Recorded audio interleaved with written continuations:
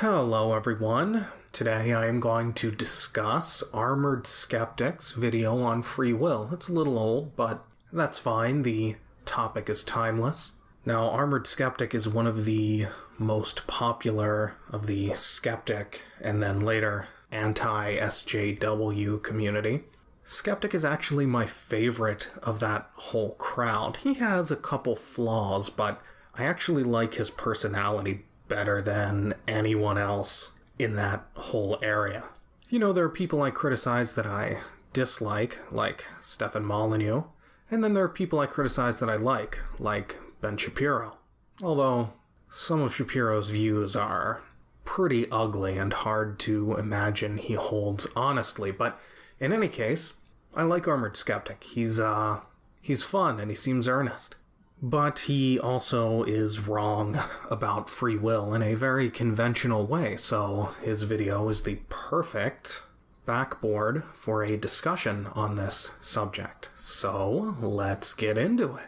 Free will is the idea that we're in the driver's seat. We have control over our own minds, our own actions, our own immediate universe. If we have free will, then this means that we can make our own decisions and commit to our own actions completely separate from predetermined programming that might exist inside of the meat computer that's inside of your head. And that we can change the outcome of the events in our lives completely immune from fate or predetermination. Right away, I want to make a distinction here. What he said was vague enough that you can interpret it in a good way or a bad way. It's true that we have the ability to go one way or the other. The universe is in a different state than it could have been in because of the choices of human beings and whatever other volitional creatures exist in the universe. But when he says completely separate from the so-called programming of the brain, etc., that word completely suggests a false view here. It suggests that he's getting into a false dichotomy. Choice is not, quote, completely separate from your physical context. You make choices within a context. In fact, you make definite choices. It's like a multiple choice test, right? There's only A, B, C, and D. You can't choose F or Z. There is no F or Z. So you have choices and you can go one way or the other, but they are choices within a definite, limited context. And this is actually why free will does not violate the law of identity, does not violate cause and effect. The nature of your mind is to make choices. That's its identity, and the effect of that is that it makes choices. Now people say, well, isn't this just like saying that the identity of the mind, of a volitional consciousness, is to lack identity? No, because it's not indefinite, it's limited. You have to make choices within the context you have. You can't choose to jump to the moon. Causality is not mechanistic and linear. There's nothing in the rules of reality that says something has to go just X, then Y, then Z. You can have things diverge as long as the divergence takes place within a definite context. It can't just be anything. If you could choose your own thoughts directly, that would be a violation of cause and effect, because there would be nothing holding you back from anything. It would be out of all context. Your mind would have no identity whatsoever, and that can't exist. But that's not how your mind works. You make choices in a definite context, so to stress completely separate from is invalid, and contained with that is the seed of why people think free will is just impossible. They can't even conceive of how it could exist. Well, it's because they think of it in this false way. Either it's, quote, completely separate from existence, or it doesn't exist at all, and we are just automatons. But could this be true? Do we have agency over our own minds? I know it seems like we have free will, it feels like we do, but that just might be an illusion. No, it's definitely not an illusion, in the same way that everything you see isn't an illusion. You experience choice. The only question is how to reconcile this fact with reality. It's just self-evident that you have free will. You experience it all the time. But people get confused because they think, yeah, it does seem like I have free will, but on the other hand, how do I reconcile that with this mechanistic, billiard ball style causal universe? It seems like free will contradicts that, so I guess it's an illusion? You know it's not an illusion. But you can't understand how to reconcile it with reality, so you say, must be an illusion. Speaking of this, it's a little suspicious that people are perfectly willing to jettison the law of causality when it comes to the physical world in the form of quantum physics and the subatomic level of reality. But then when it comes to free will, suddenly causality and identity become ironclad, and we can't even conceive of violating them. This inconsistency suggests that it's not really your inability to conceive of something other than the law of identity that is blocking you, because you're perfectly willing to do it when the physical world is at stake. Now, free will does not violate causality, but this is how they think of it. So why would you be willing to get rid of causality when it comes to the physical world, but not when it comes to the mental world? Well, it's because people have a nihilistic bias. They are more than happy to accept anything as long as it's bad, destructive, ugly. So, existence, the physical world, the stable external world, well, if we can tear that down and say, there is no consistency in the physical world, we can't ever know anything, who can ever say? They're perfectly willing to get rid of causality then. But when it comes to our ability to be moral and heroic and choose our own actions, well then, law of causality must hold. I mean, we obviously don't have free will. You can't even imagine that. It doesn't make any sense. Science says, right? Science is based on causality. It's based on identity. You can't get rid of that and make room for this superstition of free will. Oh, but we're fine with believing in quantum physics. We're fine with getting rid of that when it comes to physical reality. Oh, that's no big deal.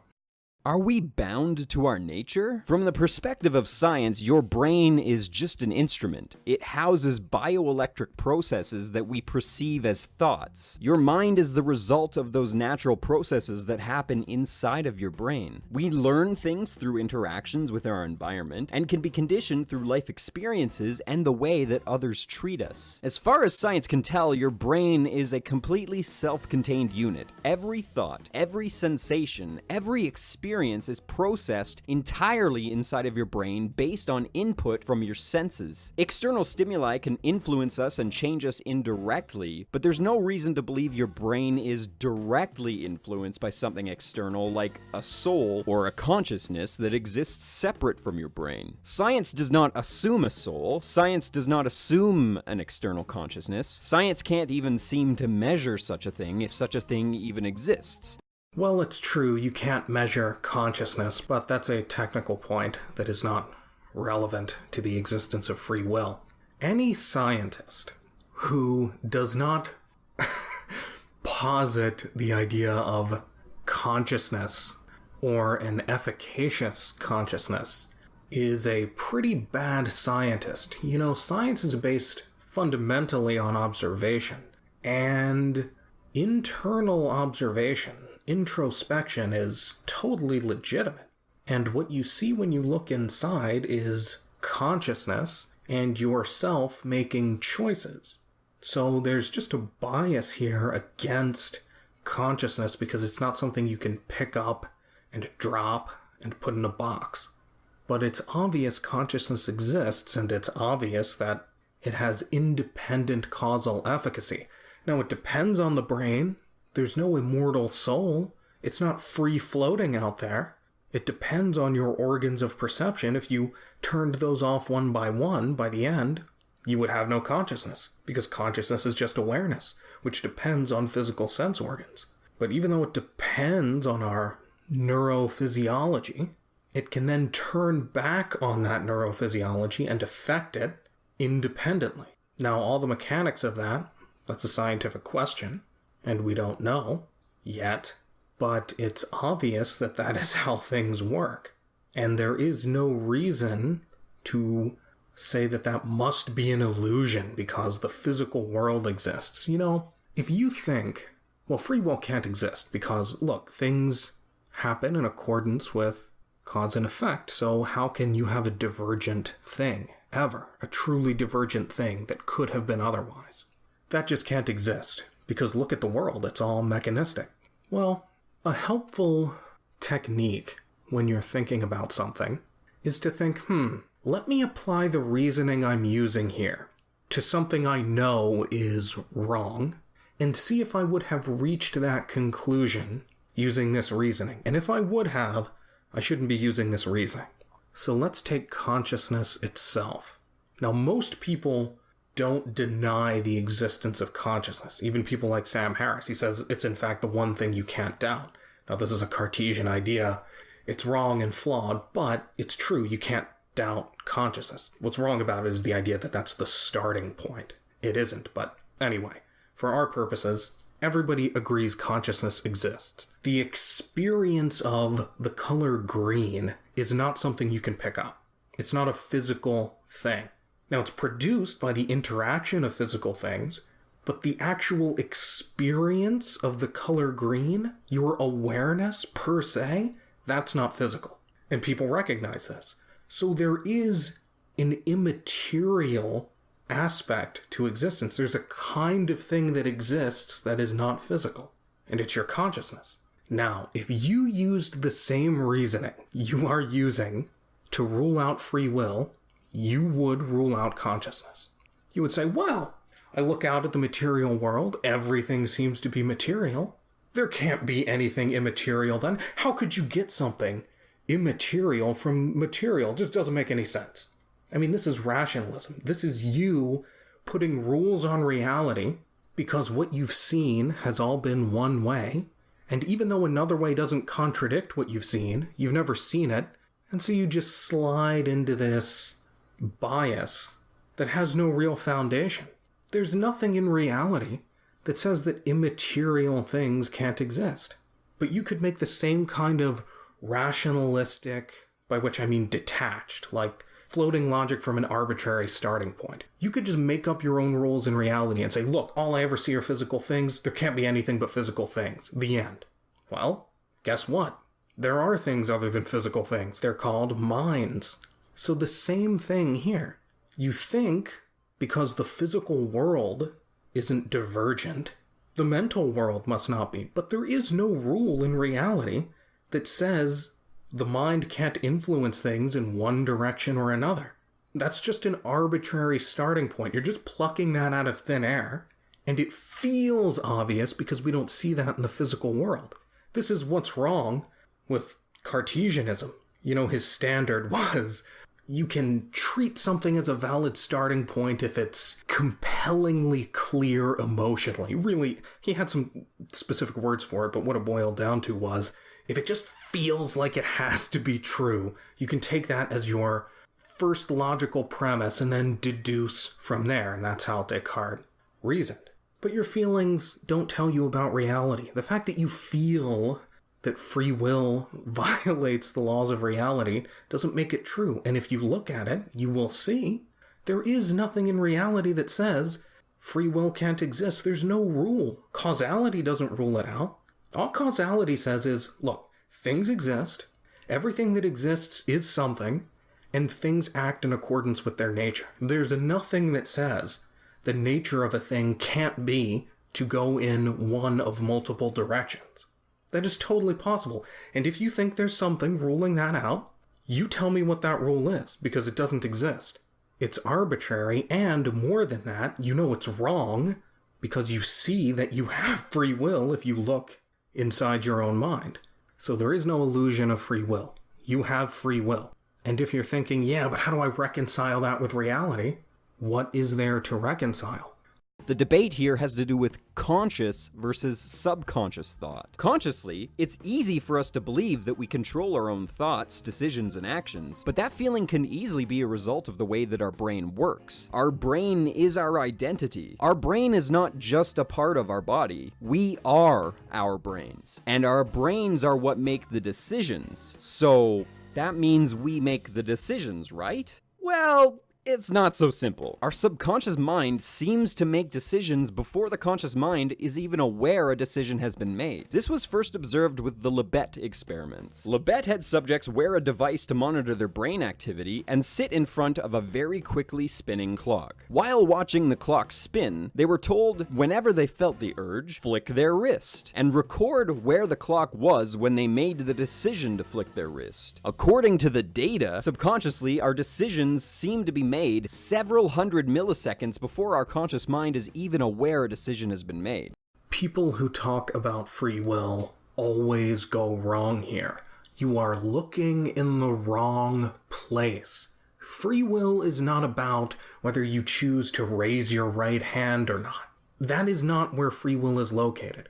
Free will is the choice to focus, not the choice to choose your own specific thoughts. Look, if you're walking around, you have the choice to pay attention to your surroundings or not. Now, if somebody walks by you and he's humming Livin' on a Prayer by Bon Jovi, and you know that song, and you should because it's one of the best songs ever recorded, the tune to that song will come unbidden into your mind. No, you didn't choose that.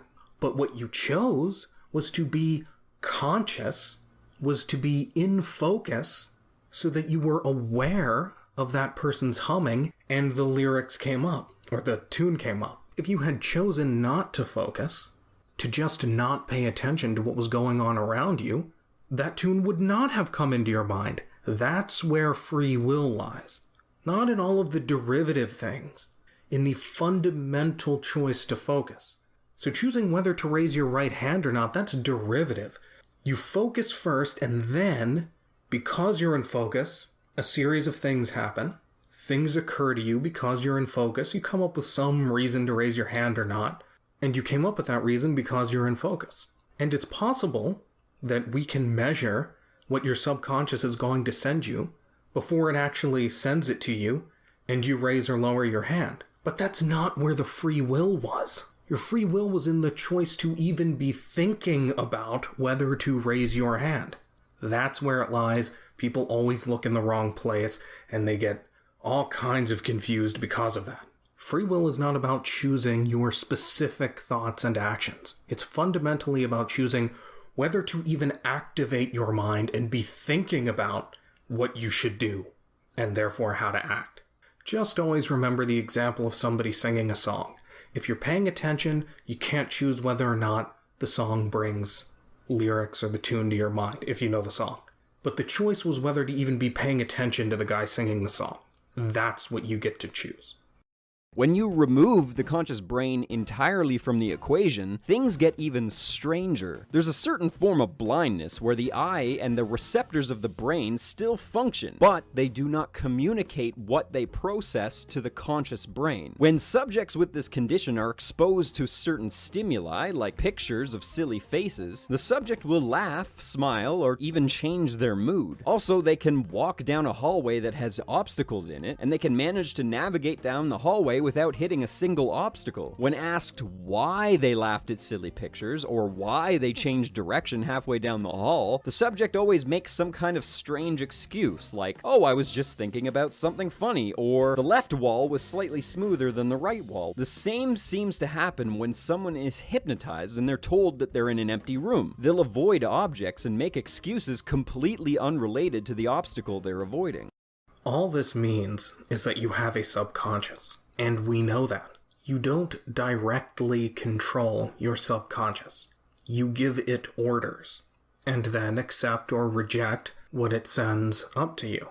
The fact that your subconscious is doing things is not a surprise and doesn't violate anything about free will, because your free will involves your conscious mind. So the fact that we may have an active subconscious, that doesn't say anything one way or the other about free will.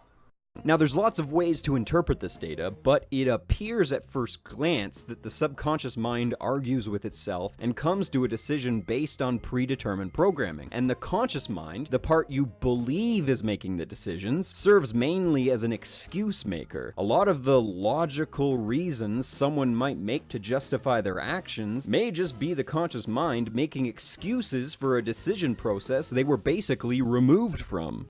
People can indulge their emotions and feelings and go by random association, which means just going by what your subconscious feeds you, and then make excuses for that. But you don't have to. And the idea that you do, what do you think communism comes from? This was Marx's view. We have these rationalistic superstructures. We're really just determined by material reality. And all of our rationality is nothing but excuse-making. All of our philosophies, all of our abstract ideas, it's just excuses that allow us to engage in material accumulation based on where we are in the economy, based on what class we're in. If you're a capitalist, you think in capitalist terms because it justifies your actions. If you're part of the bourgeoisie, you think in bourgeois terms because it justifies your bourgeois actions. If you're part of the proletariat, you think in proletarian terms because it justifies your proletarian actions.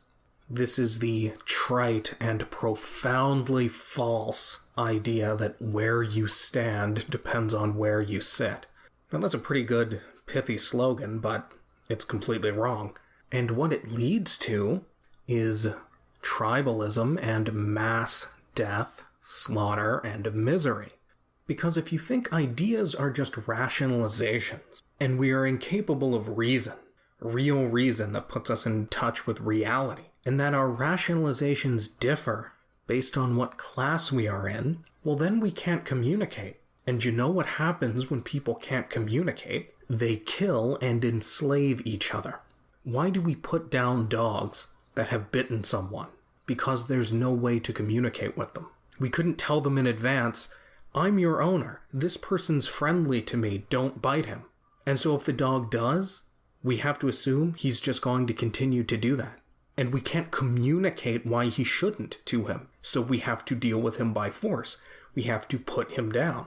If you start treating classes of people like that, you're going to put people down. So this is not an esoteric, abstract game. If you take seriously the idea that reason is just rationalization, prepare yourself for the mountains of corpses that are coming. As far as science is concerned, there is no such thing as free will. It's simply an illusion. We are completely bound by our biological nature. Every decision we make is based on natural responses, conditioning, and evolutionary programming. That is not a scientific conclusion. Again, science deals with observation. You observe free will. Everybody admits that, even skeptic.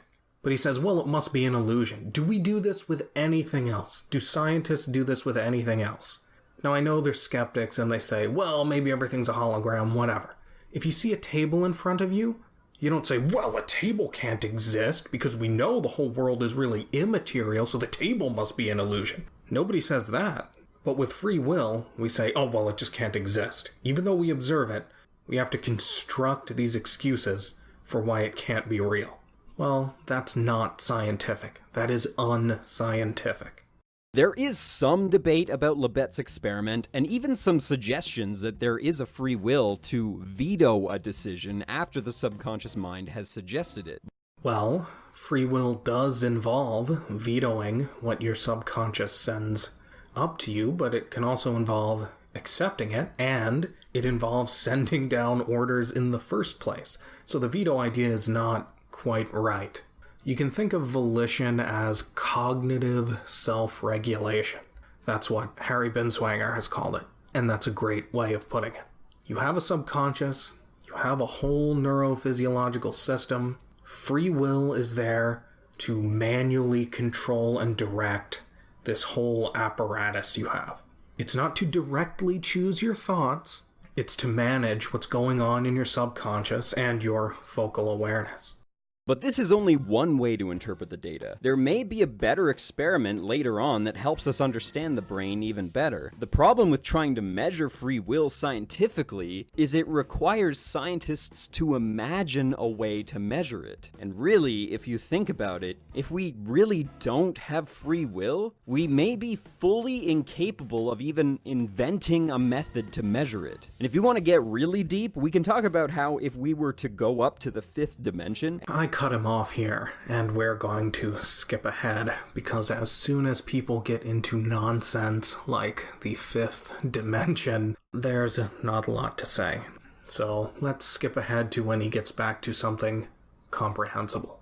I was so hung up on the fear of eternal punishment and the excitement of eternal power that I changed my behavior to suit what I believed would lead to a more desirable outcome. That's an extremely Darwinian response to stress versus pleasure stimuli. As animals, we have a desire to avoid stress and seek pleasure. This is how we survive. It's how we know we need food. It's how we know our bodies are overheating or are too cold. It's what drives us. By the very definition of free will, I could not have possibly have been displaying it, because my decisions had everything to do with my natural response to fear. What does that even mean? What premise does that rely on?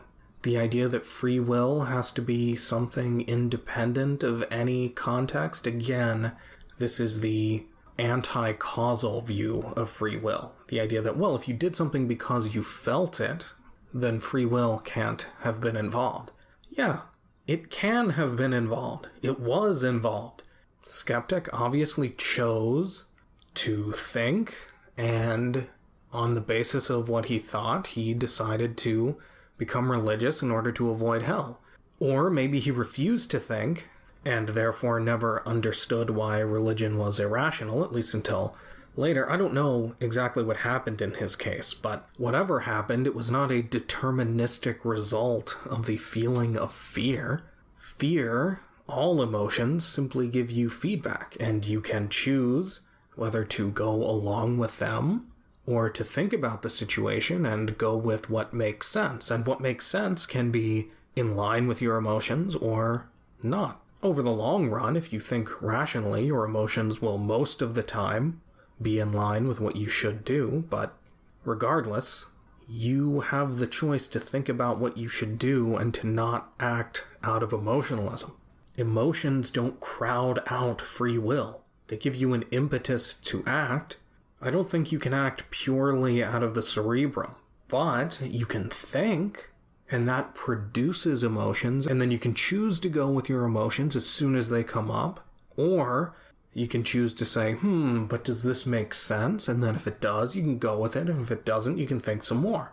But the fact that Armoured Skeptic acted out of fear of pain doesn't say anything about free will. Anyway, that's it for this. More videos are to come, so stay tuned. And if you want me to deal with some specific topic or some specific video, feel free to comment below. Bye!